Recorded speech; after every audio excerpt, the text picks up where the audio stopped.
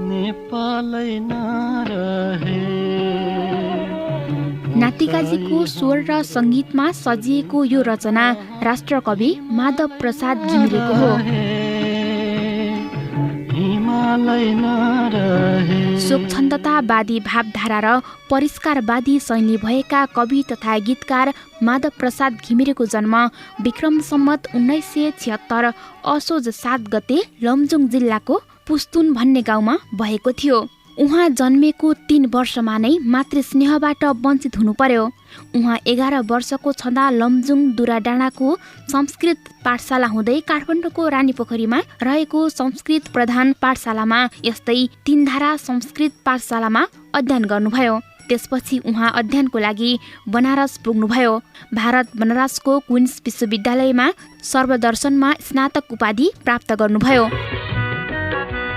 उहाँ बाल्यकालदेखि नै निरन्तर रूपमा नेपाली साहित्यका कविता, खण्डकाव्य, गीति नाटक, कथा, अनुवाद, लेख, प्रबन्ध जस्ता अनेकौं विधाहरूमा निरन्तर कलम चलाउने बहुमुखी प्रतिभा हुनुहुन्थ्यो। उहाँले शास्त्रीय छन्दमा कविता लेख्ने गर्नुहुन्थ्यो। साथै आफ्ना कोमल भावनाहरूलाई उहाँले सुन्दर तरिकाले व्यक्त गर्नुहुन्थ्यो। उहाँका कृतिमा कतै नेपालको मनोरम प्रकृतिको चित्रण पाइन्छ भने कतै देशभक्तिको भावना।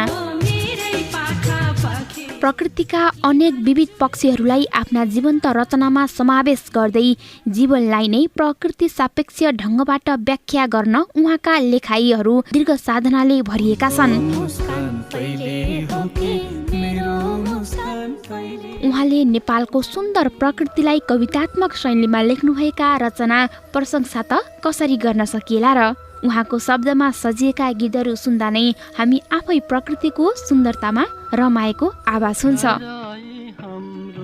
हामी साहित्य प्रेमी, देशप्रेमी, प्रकृति प्रेमी जो कोहीले हामी उहाँका रचना पढ्दा सुन्दा त्यही ऊर्जा प्राप्त हुन्छ। हामी उहाँकै रचनामा हराउने गर्छौँ। शब्द शब्दमा यात्रा गरे झैँ लाग्छ। उहाँको लेखाइसँगै शब्दहरूसँगै हामी यात्रा गरे जस्तो लाग्छ। उहाँका नवमञ्जरी, घामपानी, नयाँ नेपाल, किन्नर किन्नरी जस्ता कविता सङ्ग्रह प्रकाशित रहेका छन्। विक्रम सम्वत 1992 मा 14 वर्षको उमेरमा ज्ञानपुष्प नामक रचना गोरखापत्रमा छपाएर काव्य सिर्जनामा उहाँ प्रवेश गर्नुभयो। घिमिरेले 2005 मा गोरखापत्रमै सहसम्पादक बनारसबाट शास्त्री प्रथम खण्ड उत्तीर्ण गरेपछि भाषानुवादमा लेखक पदमा, यस्तै गरी गोरखापत्र दैनिकमा सहायक सम्पादक रही काम गर्नुभयो। 2014 सालमा नेपाल राजकीय प्रज्ञा प्रतिष्ठानको सदस्य भएपछि आजीवन सदस्य, उपकुलपति, कुलपति भएर प्रज्ञा प्रतिष्ठानमा लामो समयसम्म सक्रिय रहनुभयो। 2008 सालमा आफ्नो जन्मस्थल फर्किएर विद्यालयको प्रधानाध्यापक भएर शिक्षा क्षेत्रमा पनि संलग्न हुनुभयो। उहाँको पहिलो कृति नवमञ्जरी हो, जुन विक्रम सम्वत 1994 मा प्रकाशित भएको थियो। यस्तै गौरी राष्ट्रकविद्वारा लेखिएको शोककाव्य हो। उहाँका प्रमुख कृतिहरूमा नवमञ्जरी, गौरी शोककाव्य, मालती मङ्गले गीति नाटक, हिमाल पारी हिमालवारी गीति नाटक, राजेश्वरी, इन्द्रकुमारी, राष्ट्र निर्माता, किन्नर किन्नरी गीत सङ्ग्रह, चारु चर्चा निबन्ध, आफ्नो बाँसुरी, आफ्नै गीत निबन्ध लगायत रहेका छन्। राष्ट्रकवि माधव प्रसाद घिमिरेलाई विक्रम सम्वत 2067 सालमा पद्मश्री साधना सम्मान पुरस्कार प्रदान गरियो। यस्तै 2075 मा महाउज्ज्वल पदकबाट सम्मान पनि गरियो। यस्तै 2075 मा महाउज्ज्वल पदकबाट सम्मानित हुनुभयो।